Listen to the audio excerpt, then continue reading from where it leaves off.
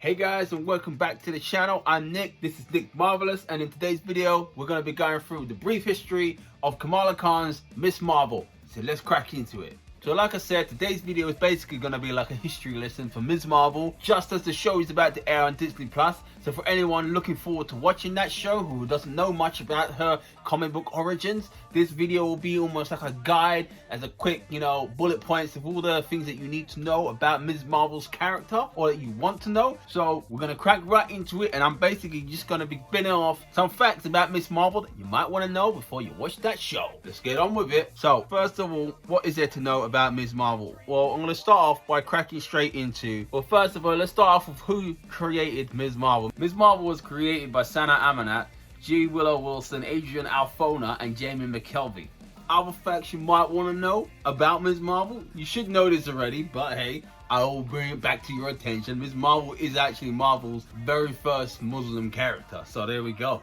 You bet you didn't know that. Other things to know, Ms. Kamala Khan isn't actually the first Ms. Marvel. She's actually the fourth person to don the name Ms. Marvel. So there you go. The original Ms. Marvel, #1, is yours truly, well not yours truly, is the one and only Carol Danvers. Captain Marvel, he's actually originally Ms. Marvel. She wore a black leotard with a gold lightning bolt on it.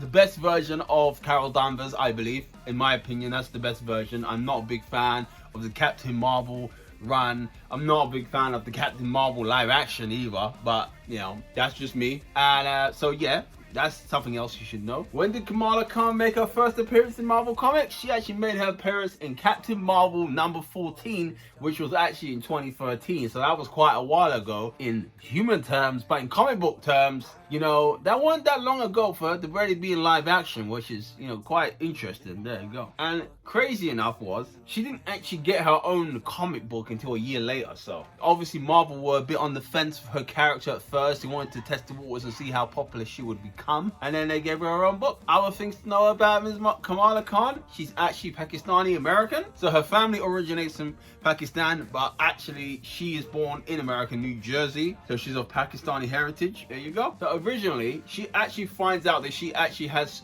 inhuman powers during the Inhumanity storyline from the comic books, and that's actually when she finds out that she's a descendant of the Inhumans. And as you can imagine, when they announced they were gonna do a Muslim superhero, Marvel got so much attention for it, and it was literally everywhere. As much as, like I said, she's Marvel's first Muslim superhero, but she isn't actually the first Muslim superhero of all comics. So let me just put that out there.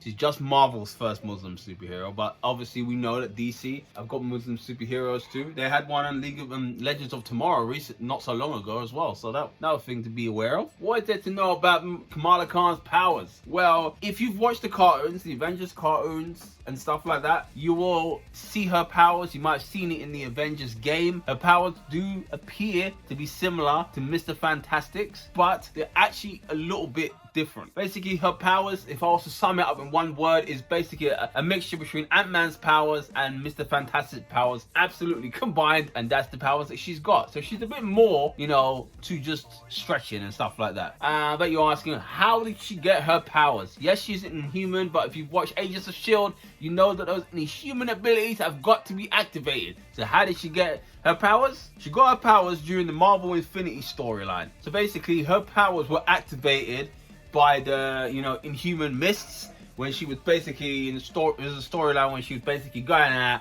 sneaking away from her parents, being nosy body outside, messing around, and she got the mist. The mist hit her, boom. You know how the story goes. Genesis kicks in, and she got the abilities. Wakes up, all the you know how it goes when superheroes wake up. Oh my god, what's going on to me? I got superpowers. This is crazy. Yeah, pretty much the storyline, you can imagine. But I will tell you this, in the show, I know they're going to change her abilities, and a lot of people are obviously upset that liked it from the comic books. The abilities are changing because Mr. Fantastic is also debuting. He's just debuted as well, literally a couple of weeks ago in Doctor Strange. So I guess Marvel did not want to have two characters almost identical abilities to be debuting on live action like bang at the same time. I wouldn't do it. It doesn't sound wise. I think if the Fantastic Four were not coming out for say another 5-6 years, or it already been out, I think they would have probably given her original powers. But I think because the timing is so close for both of them dropping in live action, I think it was probably a wise idea to kind of separate their powers a little bit. So it seems so far in the trailers that she's probably going to have powers that stemming from her bracelet. It would still be stretching ability powers and stuff like that, but it won't be identical to what it was in the comics. So yeah. One interesting fact you might also want to know: one of Kamala Khan's first villains that she faces off to is actually a guy called the Inventor, other known as Mr. Edison. He's actually a clone of Thomas Edison, the scientist. So he's a clone. She fights off basically Thomas Edison's clone, which is kind of interesting and it's funny. Another fight, she had a run with Spider-Man in the Amazing Spider-Man #7. She was in that comic with Spider-Man as basically one of Spider-Man's teammates. Actually also been in Secret Wars cartoon that's going on right now. It's got, she's in it, Captain Marvel's in it, Ant-Man, Black Panther. Yeah, she's in that as well. As she's in the game as well, as you can see. She's basically been, they've been putting her in a lot more Avenger-based storylines in the comics and the cartoons lately. I guess it's to get her more well-known. She's very popular amongst younger people. If you're like 21 and under, you know who this character is. And if you're older than that, you're only really gonna be aware of her. You're still reading comics or still paying attention to non-movie based Marvel material. Yeah, in regards to big storylines in the comics, as I said, she was a big part of the Secret War storyline. And then when they did the actual Civil War 2 storyline, she was also a big part of that as well. Basically, that storyline is basically Carol wants to put people in jail for crimes that they're going to commit in the future. And obviously, Kamala Khan does not want to do that. She's not comfortable with that. And I think the whole arc for that story was really Kamala kind of becoming her own hero and no longer being, Carol Danvers' clone anymore. She's becoming her own person, and she's deciding kind of, you may want to do that, I may idolize you, but, the way I want to do things is not like that. I don't want to do that, I don't think that's right. And I think it's a very important storyline, because it's all good to have a character that idolizes another character, but that character needs to grow. That character needs to become their own person, and I think that was what was very important for her character. Story actually ends up with Kamala Khan going back to Pakistan because she's kind of really trying to find herself and, trying to find out who she is. Where does she fit in the world? Where does she fit in the Avengers?